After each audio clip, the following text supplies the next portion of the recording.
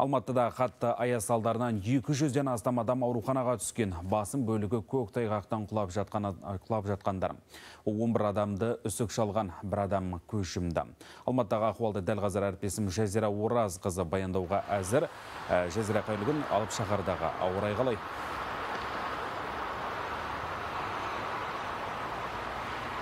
Жазира. Қайырлы күн, Шерхан. Биылғы қытымыр қыс алматылықтар үшін күтпеген жайт болды.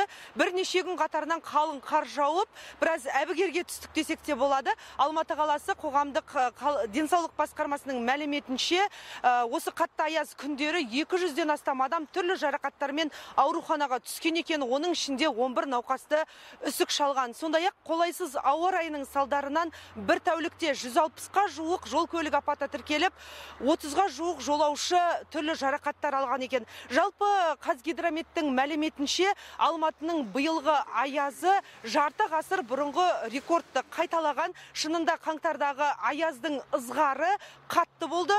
Мұндай суық осыдан 54 жыл бұрын тіркелген екен. Дегенмен қазір аяз сынды. Дәл қазіргі ауа райы күндіз -7, -10 градус аралығын көрсетіп тұр. Шерхан? Рахмет, Жазира.